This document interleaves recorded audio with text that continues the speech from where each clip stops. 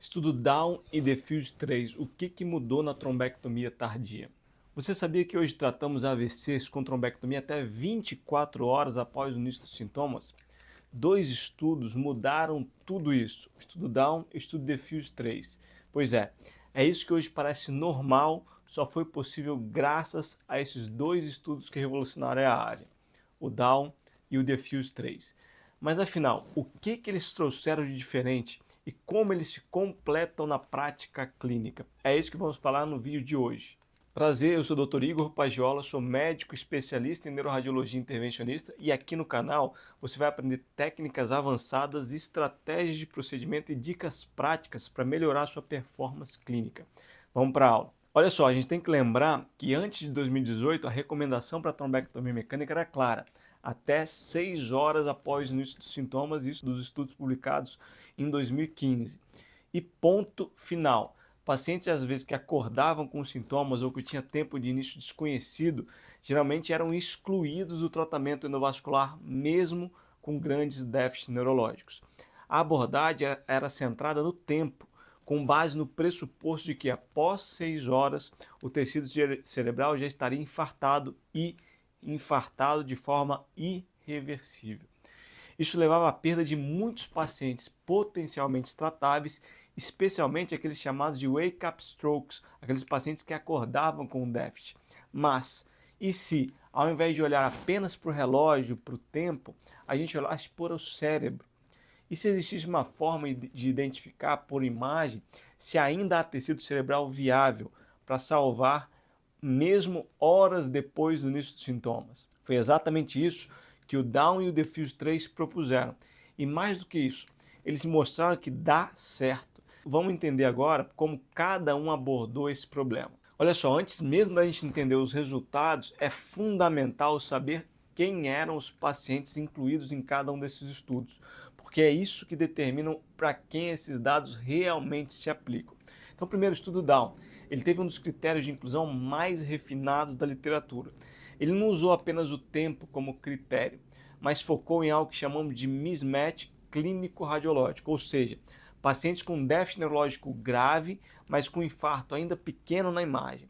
E mais interessante ainda, ele dividiu os pacientes em grupos de acordo com a idade e o volume de infarto permitido. Isso foi muito interessante do trabalho do estudo Down para tentar melhorar ainda mais o seu desfecho, avaliando e diferenciando os pacientes de acordo com a idade e com o NIH desses pacientes com o volume de infarto. Vamos ver como é que ficou então a divisão. Ele dividiu em 3 grandes grupos dentro do estudo Down. Primeiro, o grupo A, aqueles pacientes com 80 anos ou mais. Então, primeira coisa importante, esse grupo A são aqueles pacientes que têm mais de 80 anos de idade. E eles vão ser incluídos com NIH Stroke Scale maior ou igual a 10 e um volume de infarto menor que 21. Então, grupo A, aqueles pacientes com mais de 80 anos de idade, NIH maior ou igual a 10 e um volume de infarto menor que 21 ml. Esses eram os pacientes do grupo A. Já o grupo B e o grupo C, esses 3 grupos, são os 2 grupos, o grupo B e o grupo C, que são os pacientes com menos de 80 anos, mas aí vai variar o NIH do paciente e o score e o volume de infarto desse doente. Então, diferente dos 2 grupos, então a gente colocaria grupo A mais de 80 anos, grupo B e C menos de 80 anos. Mas o que vai diferir então entre o grupo B e o grupo C? O grupo B são aqueles pacientes com menos de 80 anos, como nós já frisamos aqui algumas vezes, e um NIH maior ou igual a 10. E o volume de infarto tem que ser menor do que 31 ml. Já aqueles pacientes do grupo C, também com menos de 80 anos, mas agora o NIH é maior ou igual a 20. E aí o infarto ele pode ser um pouco maior, já que o NIH é maior, já que clinicamente o paciente está mais grave, o infarto pode ser maior. Então essa que é a grande diferença. O NIH maior ou igual a 20, o infarto pode ir de 31 a 50 ml o volume de infarto. Então lembra sempre, grupo B, pacientes com menos de 80 anos, com NIH maior ou igual a 10 e um volume de infarto menor que 31. Já o grupo C são aqueles pacientes com menos de 80 anos, NIH maior ou igual a 20 e aí o volume de infarto pode ser de 31 a 50 ml. Essa que seria a grande diferença entre esses dois grandes grupos. E aqueles pacientes do grupo A, lembrando, são aqueles pacientes com 80 anos ou mais, ou seja, mais de 80 anos, NIH maior do que 10 e um volume de infarto de menos que 21 ml. Então, primeiro, grupo A, menos que 21, grupo B, menos que 31 e grupo C, de 31 a 50 ml. Lembrando que no grupo C, NIH maior ou igual a 20, no grupo B, maior ou igual a 10, os dois menos de 80 anos. Já o grupo A, aqueles com mais de 80 anos e o NIH maior do que 10, de 21 ml seria o ponto de corte. Então, grupo A, 21 ml, grupo B, 31 e grupo C, 31 a 50 ml seria o volume de infarto desses pacientes, que seria aceitável para conseguir incluir esses pacientes. E como é que foi medido então o volume de infarto? O volume de infarto ele foi medido por ressonância, difusão ou perfusão pela tomografia, usando o software Rapid, o que deu uma padronização e uma confiabilidade para análise volumétrica. A lógica aqui ela é muito clara. Quanto mais grave o déficit clínico, maior o infarto tolerado. Essa que é a ideia daqueles três grupos, mas sempre respeitando um limite. O Down buscou pacientes com desproporção entre a clínica e a imagem, aquele famoso mismatch clínico-radiológico, ou seja, um grande déficit com infarto pequeno ou moderado. Essa que é a grande sacada do estudo Down. Já o Diffuse 3 focou em outro tipo de mismatch, o mismatch perfusional, ou seja, quanto de tecido cerebral ainda está em sofrimento, mas pode ser salvo com a reperfusão, a famosa penumbra. Os critérios eles foram baseados em imagem perfusional, CT ou ressonância com RAPID, com três exigências principais. Primeiro, o volume de infarto ou núcleo isquêmico menor que 70 ml e o volume de penumbra maior ou igual a 15 ml. E a relação penumbra e o núcleo de infarto maior ou igual a 1,8. Então eram esses três critérios: um volume de infarto menor que 70 ml e um volume de penumbra maior ou igual que 15 ml. E a relação penumbra e o núcleo isquêmico maior ou igual a 1,8. Além disso, era sempre necessário haver oclusão da artéria carótida interna ou do segmento M1 da artéria cerebral média.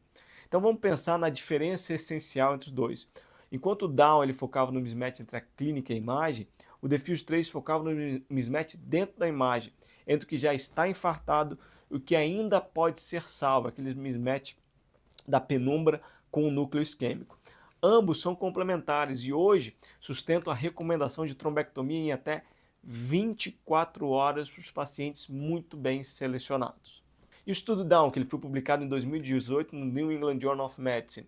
Os critérios principais desse estudo: o mismatch clínico-radiológico com base em idade naqueles três grupos, o NIH e o volume de infarto, grupo A maior que 80 anos, grupo B e C menos de 80 anos, que nós devemos sempre lembrar, e a janela foi de 6 a 24 horas, diferença também é uma diferença que a gente vai falar um pouquinho sobre o Diffuse 3.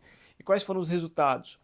49% dos pacientes que foram para a trombectomia tiveram independência funcional, contra 13% do grupo controle. Olha só a diferença, quase 50% dos pacientes tiveram benefício de independência funcional e somente 13% no grupo controle. E a mortalidade ela foi muito semelhante entre esses dois grupos, que na análise interina o estudo foi interrompido porque já tinha um benefício muito grande, por isso que foi interrompido de forma precoce. Já o estudo Diffuse 3 também foi publicado em 2018 no England Journal of Medicine e os critérios baseados em imagem perfusional, CT ou ressonância usando o software Rapid. E a janela do Diffuse 3 variava de 6 até 16 horas, um pouquinho diferente do estudo Down, que foi de 6 até 24 horas do início dos sintomas. Mas o resultado ele foi muito semelhante, 45% com independência funcional no grupo da trombectomia contra 17% no grupo controle. A mortalidade ela foi menor com a trombectomia, 14% contra 26% do grupo controle no estudo Diffuse 3. E qual que foi vamos olhar um pouquinho a comparação direta entre eles. O estudo Down, o estudo Diffuse 3. Então, janela terapêutica, 6 e 24 horas contra 6 e 16 horas. Seleção de pacientes, mismatch clínico-radiológico, já o mismatch perfusional pelo Defuse 3. O volume de infarto, menos de 21 ou menos de 51 ml, conforme cada um dos grupos, e menos de 70 ml e um mismatch de maior ou igual a 1.8 no Defuse 3. E o resultado principal, o ranking modificado em independência funcional, foi muito parecido. Os dois foram interrompidos de forma precoce. Primeiro, o estudo Down, por causa do benefício claro após a análise interina. Já no estudo Defuse 3, ele foi interrompido após a publicação do Down e análise interina. E quais são as implicações na prática clínica? Primeiro, a importância da seleção por imagem. Não é só mais o tempo nesses pacientes da janela estendida de mais de 6 horas. E até hoje, nós podemos até realizar trombectomias com mais de 24 horas, avaliando também esses critérios.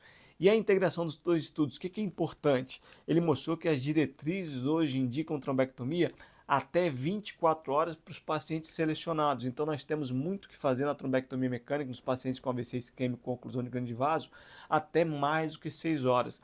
E foi a base para os rotineiros do software Rapid e com protocolos selecionados nesses pacientes de janelas estendidas. Então foi um grande avanço, e já nos próximos anos, nós vamos fazer também um vídeo aqui no canal, você vai ver que nós estamos começando a avaliar os pacientes somente com tomografia na janela estendida e angiotomografia.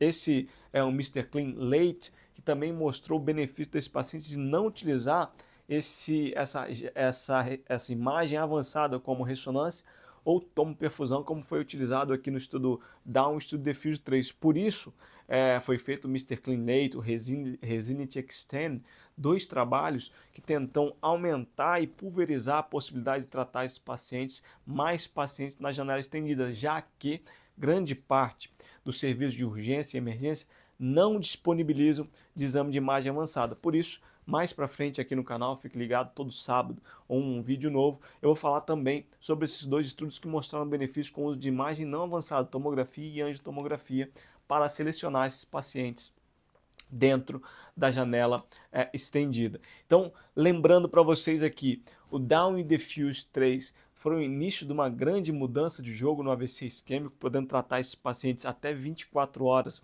do início dos sintomas, com o uso de imagem avançada. E é claro que houve uma grande evolução depois de 2018, nós vamos comentar aqui também, mas nós devemos saber que o Down e Defuse foram dois grandes marcos que mostraram o benefício da trombectomia além das 6 horas iniciais.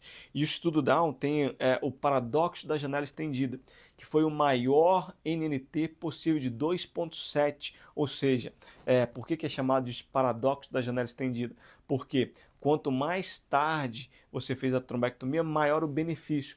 Mas nós devemos lembrar que eles foram muito bem selecionados. Então, selecionando cada vez melhor, você vai ter um benefício maior, mas não que os pacientes que não se enquadram nos critérios do Down não teriam benefício, podem ter também muito benefício. Por isso, em alguns casos, nós não utilizamos os critérios do estudo Down para indicar a trombectomia mecânica nesses pacientes com janela estendida e oclusão de grande vaso. Se você quer dominar a neuroradiologia intervencionista e entender como aplicar esses conceitos na prática, inscreva-se no canal e ative o sininho. Comente abaixo aqui qual dos dois estudos você considera mais impactante e o porquê. Fique ligado, todo sábado vídeo novo aqui sobre essa grande área da neuroradiologia intervencionista. Um grande abraço e fiquem com Deus.